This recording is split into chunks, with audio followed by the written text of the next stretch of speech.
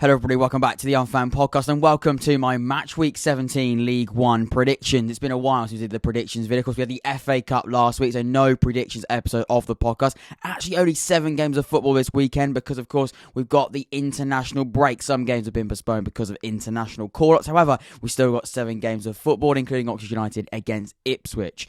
Like I said, there's 6 other games as well, and we're, of course, predicting those as per usual. We've got no sort of fan-subscriber element today because I thought there's 7 games. I am recording this literally nearly the day before those sort of games. I haven't really done too much advanced research and work into it. I thought we haven't got a full schedule. There's no point in really asking for your predictions for this one. But don't worry, it'll be back next week for us when we've got that full schedule of League One games of football. Do not worry about that. It'll be back. It's not going anywhere.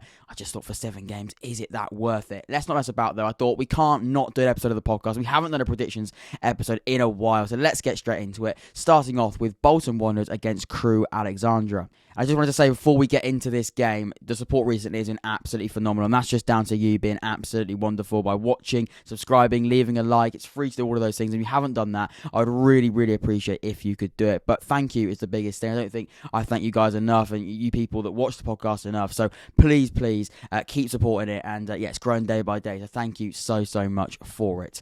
Anyway, enough of that stuff. Let's get straight into it. Starting off, like I said, with Bolton against Crewe. This game, like I said, when we talk about form, is going to be quite an intriguing game because both teams come into this game with pretty poor form. Crewe have not won a game for a while, really. Their last 5 games, we've seen them lose 4.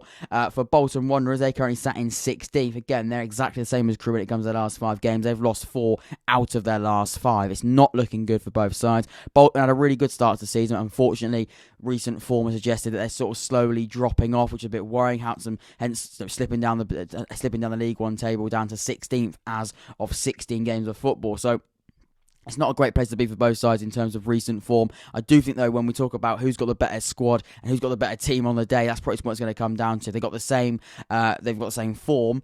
Crewe have been much worse this season. Bolton have had some much better moments than Crewe.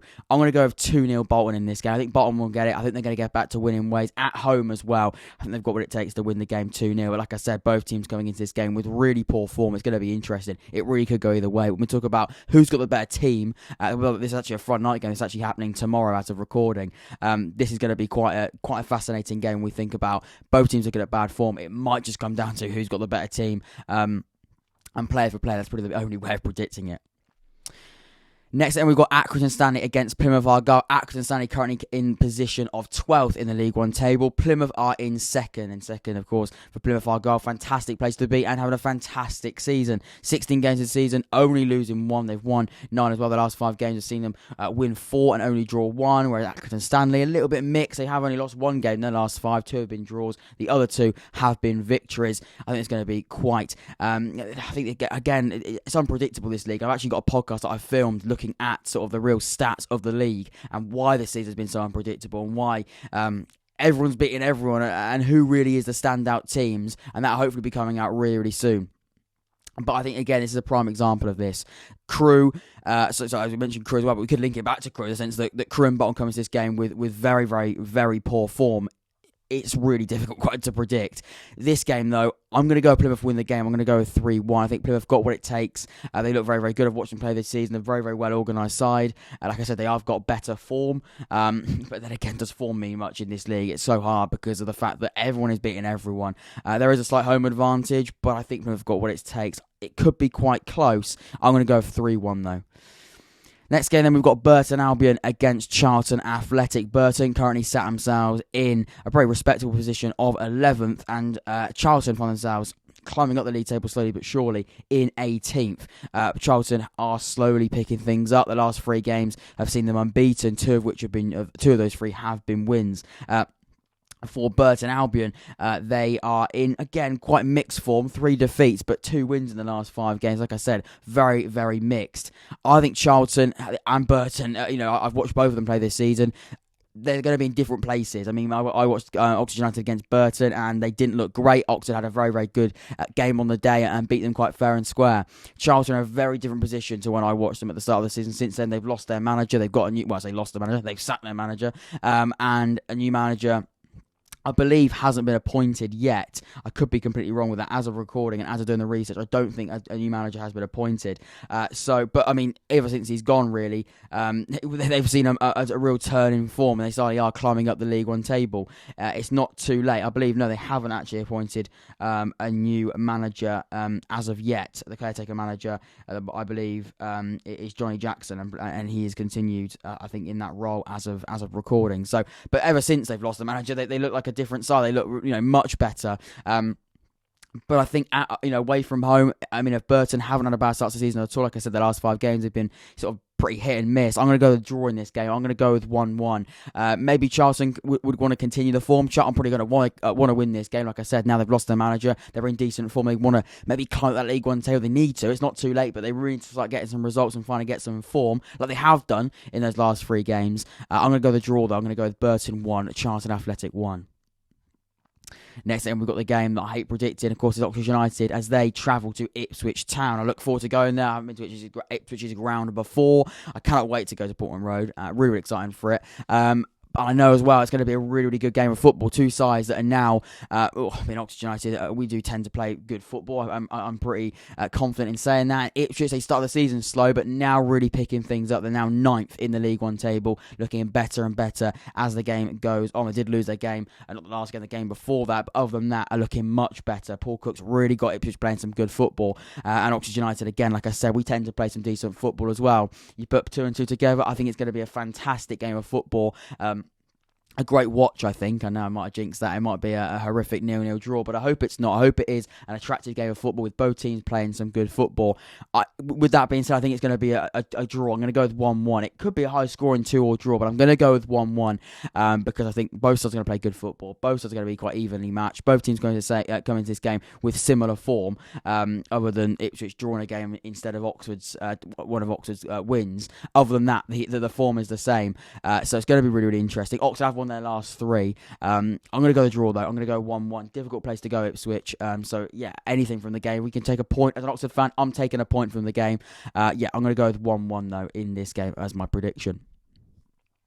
Next, and we've got MK Dons against Cambridge United. MK Dons just outside the playoffs, currently sat in 7th. Cambridge United a few places above, just a couple of places below MK Dons in 10th, 7th and 10th. Quite an evenly matched game when you look at the league table. Cambridge have won the last 2 games. MK Dons, again, pretty hit and miss. They had a fantastic start to the season, a lightning start to the season, and then hit a bit of a poor run of form. However, they have won their last 2 of their last 3 games. They did lose the 2 prior to those 3 that I'm talking about.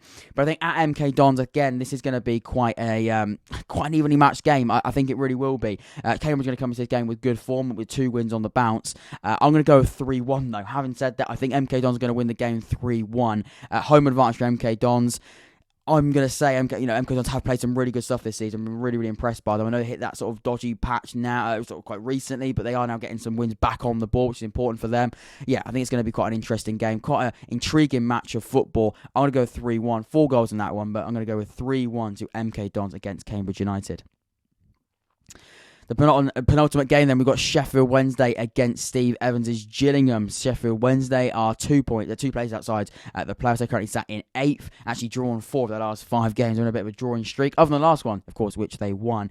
Gillingham are currently sat in 19th, just above that relegation zone, only 1 point above that relegation zone. And the last 3 games, though, they are unbeaten in their last 3 games. They drew their last 2, but the one before that, they actually did get a win. I watched Sheffield Wednesday play this season, and I was generally, on the day, we beat them 2-1. They didn't look at their best. Didn't look a bad side by any stretch. They had some really, really exciting players, and some players that definitely you can see a great ability at this level. And I think they're going to win the game against Gillingham at home. I'm going to go with 2-0 to Sheffield Wednesday. Gillingham, they're going to play. They're going to try and probably slow the game down and try and frustrate the living life out of Sheffield Wednesday. I don't think they're going to be able to do it. I think Sheffield Wednesday will have that quality to deal with it. So I'm going to go with 2-0 to Sheffield Wednesday. And finally then, we've got Wycombe Wanderers against Portsmouth. Wycombe are currently sat in the playoffs, 4th place, and Portsmouth are currently sat in 14th place, so 4th and 14th, 10 places, the difference there.